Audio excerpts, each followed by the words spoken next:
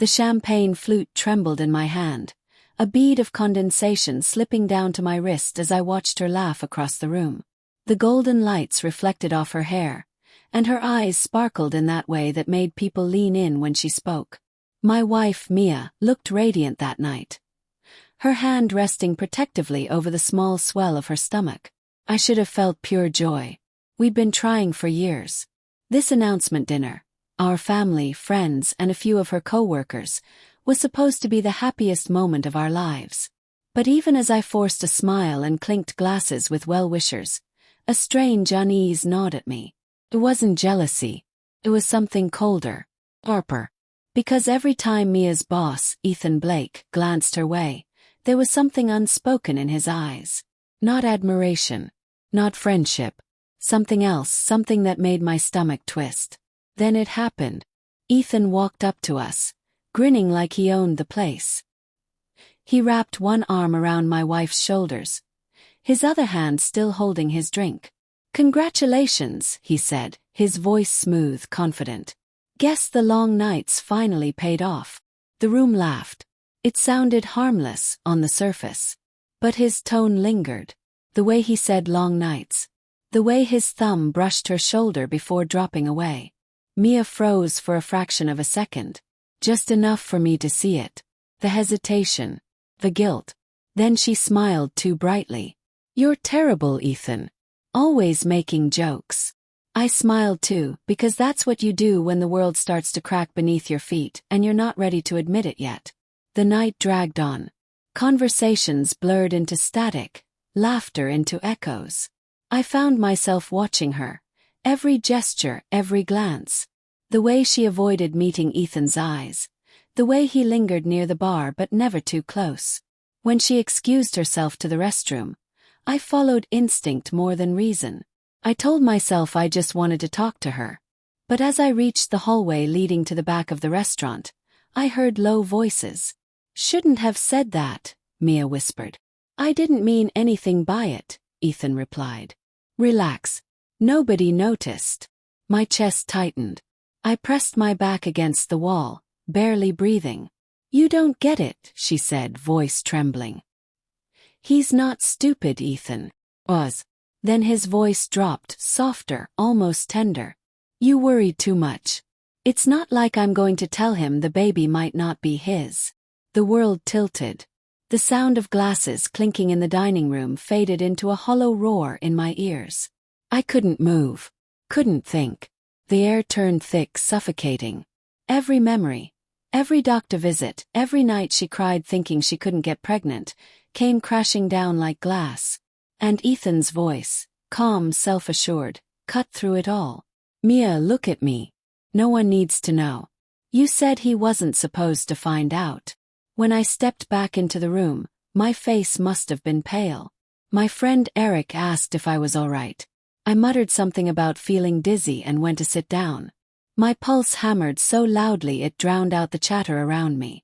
She came back minutes later, her expression perfectly composed. The picture of a loving wife. When she took my hand, I almost pulled away, but didn't. Couldn't. Not yet. Because suddenly I needed to know. I needed proof. That night, as she slept beside me, I lay awake staring at the ceiling. The rhythm of her breathing was steady, peaceful, as if nothing had changed. I studied her face in the dim light, the woman I thought I knew.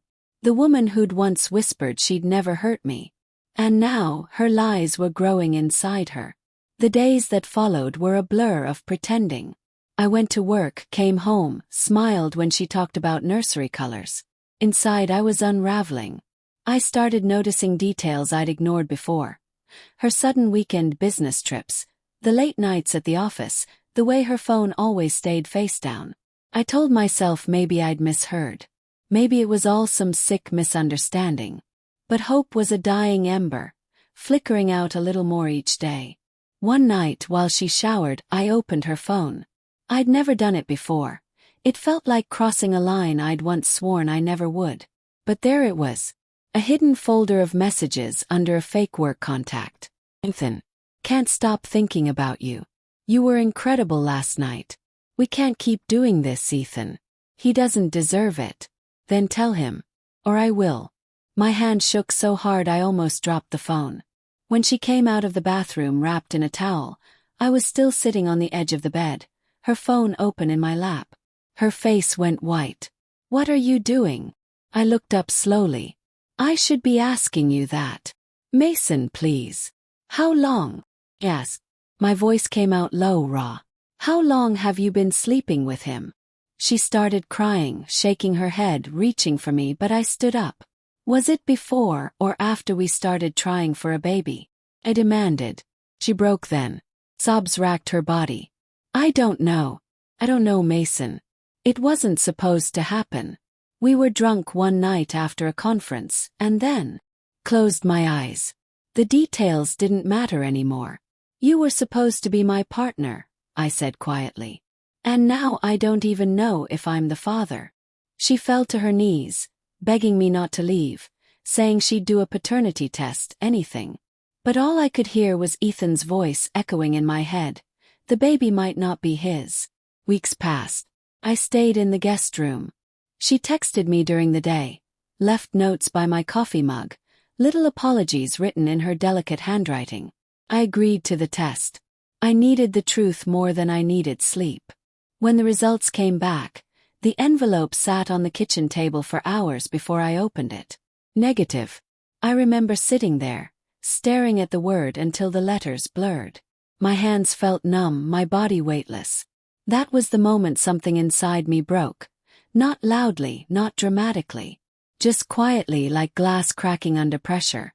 Mia walked in as I folded the paper back into the envelope. Her eyes searched mine. Mason, please say something. I stood, every movement deliberate, controlled. You should tell Ethan he's going to be a father. She burst into tears again, but I didn't stay to watch. I picked up my coat, walked out the door and drove. I didn't know where I was going, only that I couldn't breathe in that house anymore. A month later, I was sitting at a cafe downtown, sipping bitter coffee when I saw them. Mia and Ethan. She was holding her belly, and he was smiling, that same self-satisfied smirk he wore at the announcement dinner. He leaned over, kissed her cheek, and said something that made her laugh softly. She looked happy. It should have crushed me. But instead I felt nothing. Just a cold, hollow acceptance. Maybe that's what healing starts with. Not forgiveness, not closure, but the quiet surrender to truth. I finished my coffee, stood up, and walked out into the cool evening air. For the first time in months I didn't look back. Final scene. 2 years later I got an invitation in the mail. A wedding announcement, Ethan and Mia. Printed in gold lettering. I didn't go, of course. But I smiled faintly as I tossed it into the trash. Some wounds never fully heal, but they stop bleeding eventually. And sometimes, the only way to reclaim your life is to let the ghosts of betrayal bury themselves. Because the truth doesn't always destroy you. Sometimes it sets you free.